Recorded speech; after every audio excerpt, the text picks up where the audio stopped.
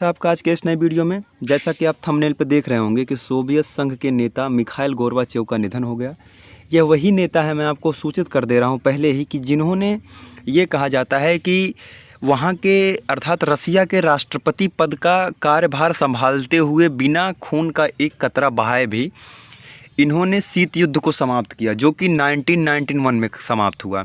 आपको पता है कि द्वितीय विश्व युद्ध के बाद दुनिया दो धड़ों में किस प्रकार बटी और किस प्रकार अमेरिका तथा रसिया के नेतृत्व में शीत युद्ध चलता रहा, जो कि एक कुछ नहीं, एक शस्त्रों की होड़ थी कि हमारे पास ज़्यादा शस्त्र हैं, तो रसिया कहता था हमारे पास ज़्यादा शस्त्र हैं। इसी बीच ये खबर बहुत महत्वपूर्ण हो जाती है कि ऐसे नेता जिनको इस कारनामे के कारण इनके कि द्वितीय विश्व युद्ध के बाद शीत युद्ध के दौरान बिना खून का एक कतरा नहीं बहा इनके शासनकाल में, और इन्होंने युद्ध नहीं होने दिया, इसके लिए इनको नोबेल पीस पुरस्कार से भी सम्मानित किया गया। देखिए, भारत के विभिन्न अखबार तथा दुनिया के विभिन्न न्यूज़पेपरों ने इसको कवर किया, इस न्यूज़ को, कि last Soviet leader Mikhail Gorbachev who ended cold war and won Nobel prize dies as 91। ये देखिए 31 अगस्त की न्यूज़ है, ये कल की न्यूज़ है, कल इनका देहांत हो गया। ये देखिए शाम 10:17 की न्यूज़ है। फिर ये SBS हिंदी, जो कि एक अंतर्राष्ट्रीय न्यूज़ पैनल है जो कि हिंदी में प्रसारित होता है, तो इन्होंने ये भी बताया कि नोबेल प्राइज़ जो पीस विनर थे इनकी डेथ हो गई। इस पे मिखाइल गोर्बाचेव के निधन पे पुतिन ने भी कंडोलेंसेस व्यक्त किए हैं।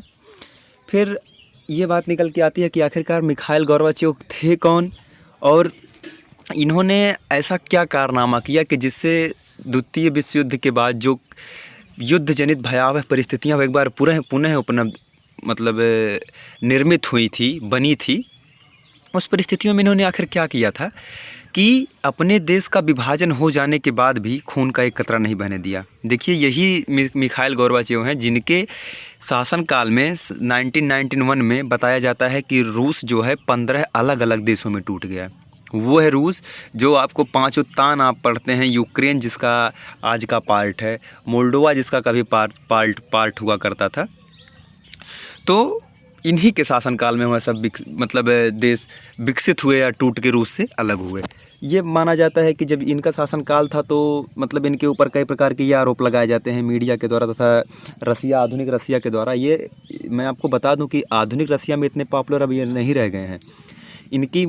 अगर इनके जीवन खर्चे की बात किया जाए, इनका जीवन कैसे चलता था, तो इनकी कुछ बड़ी बड़ी कंपनियां हैं और ये जाके दुनिया के बड़े जो यूनिवर्सिटीज़ हैं उसमें लेक्चर देते थे, जिसके लिए एक महंगी फीस ये लिया करते थे कि भाई जाहिर सी बात है कि इतने साल तक अगर राष्ट्रपति का कार्यभार इन्होंने किया है, पदभार उसका निर्धारण किया है, तो जाहिर सी बात है कि हाँ, इनके अंदर कुछ ज्ञान थे। इसके लिए इनको दुनिया की महत्वपूर्ण यूनिवर्सिटियाँ बुलाती थी अपने यहाँ लेक्चर्स देने के लिए अपने स्टूडेंट्स के बीच, जिसके लिए ये मोटी चार्ज लेते थे, उसी से इनका घर चलता था।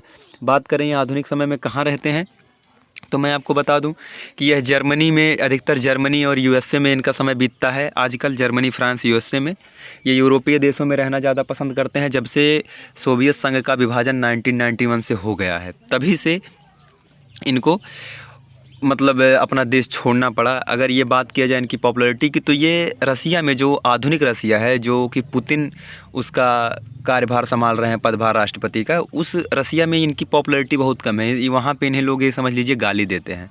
लेकिन हाँ, और जो 14 देश हैं, जैसे ये आपका किर्गिस्तान हो गया, तुर्कमेनिस्तान हो गया, कजाकिस्तान हो गया, इधर यूक्रेन हो गया, इन सब में इनको बहुत ही अच्छी नज़रों से देखा जाता है। एक बहुत बड़े जैसे हमारे यहाँ महात्मा गांधी का जो स्थान माना जाता है, जाहिर सी बात है कि इन्हीं के समय में वो लोग आज़ाद हुए हैं, तो इस प्रकार उनको महत्व देते हैं ये लोग। अगर इनकी बात करें तो गोर्बाचेव जी का जन्म एक बहुत गरीब परिवार में हुआ था। वह स्टालिन राज में बड़े हुए थे। आपको पता है कि द्वितीय विश्व युद्ध के समय में किस प्रकार स्टालिन का समय चल रहा था रसिया में, जो कि एक वहाँ का शासक था स्टालिन। उसी के शासनकाल में ये पले बढ़े। बहुत ही गरीब परिवार में जन्म होने के कारण इन्होंने खेत में भी काम किया, फिर कानून की पढ़ाई की, और कानून की पढ़ाई करने के द्वारा इनकी एक महिला मित्र थी रैसा, उससे इनको प्यार हो गया। देखिए, रैसा से प्यार होना इसलिए इनको महत्वपूर्ण हो जाता है क्योंकि यह ऐसे राष्ट्रपति थे जिन्होंने केवल अपनी पत्नी रैसा के साथ पूरा अपना जीवन निर्वाहित किया। हालांकि उनकी पत्नी का भी 1-2 साल पहले कैंसर की पीड़ित होने की वजह से उनका मृत्यु हो गई। लेकिन देखिए, रसिया के जो क्रेमलिन है, रसिया की जो संसद के बाद जो राष्ट्रपति का उनके भवन आता है, उसमें ये माना जाता है कि ढेर सारी महिलाएं होती हैं। जैसे मुगल काल में हरम हुआ करता था, उस प्रकार आज भी माना जाता है कि रसिया के जो भी शासक होते हैं, जैसे आप भी सुनते होंगे कि व्लादिमीर पुतिन की ये गर्लफ्रेंड, ये वो गर्लफ्रेंड, तो ये सब आम बात हो जाती है। लेकिन ये ऐसे एक राष्ट्रपति थे मिखाइल गोर्बाचेव रसिया के, जो कि अपनी पत्नी रैसा के द्वारा मतलब साथ ही अपना पूरा जीवन निर्वाहित किए। फिर सोवियत रंग के राष्ट्रपति मतलब सोवियत संघ के जैसे इन्होंने राष्ट्रपति पद का त्याग किया, उनसे हटाया गया इनको, तो इनको दुनिया भर में तमाम अवार्ड और सम्मान मिले। जैसे नोबल, सबसे देखिए दुनिया का सबसे बड़ा शांति का पुरस्कार नोबल शांति पुरस्कार, इनको नोबेल पुरस्कार मिला। फिर इनको नोबेल शांति पुरस्कार मिला, लेकिन इनको आप समझ सकते हैं कि जब आदमी बड़े पदों पहुंचता है तो उसकी परिस्थितियां भी बदलने लगती हैं, उसके खर्चे बढ़ने लगते हैं। तो इनको अपने खर्चे चलाने के लिए जब राष्ट्रपति पद से हटे, क्योंकि जनता में असंतोष था, सरकार में इनके प्रति असंतोष था, तो ये कर नहीं पाते थे, जैसे पैसे की इनकी व्यवस्था नहीं हो पाती थी, तो इन्होंने कुछ कॉमर्शियल ऐड में काम किया। जैसे आप लोग टीवी में देखते होंगे सलमान खान, शाहरुख खान, विराट कोहली वगैरह ऐड करते हैं कॉमर्शियल ऐड, तो इन्होंने कॉमर्शियल ऐड किया क्योंकि इनकी लोकप्रियता थी ही। तो ये सोचे कि कॉमर्शियल ऐड करेंगे तो उससे पैसा आएगा, जो कि उसमें बहुत सक्सेस हुए। और पुतिन के साथ, जो कि इसमें व्लादिमीर पुतिन रसिया के राष्ट्रपति हैं, इनसे इनका मतभेद दुनिया को पता है। ये उनके जैसे होता है ना, अपोज करते रहते हैं पुतिन के विचारों को, पुतिन जो कुछ करते हैं विचारों को करते रहते हैं। फिर ये देखिए, आप ध्यान से देखिए, यही है मिखाइल गोर्बाचेव, जिनको नोबेल का शांति पुरस्कार भी मिला 1990 में। और काहे मिला, मैं आपको आशा करता हूँ इसमें पूरा समझ में आप आ गया होगा इस पूरे लेक्चर में।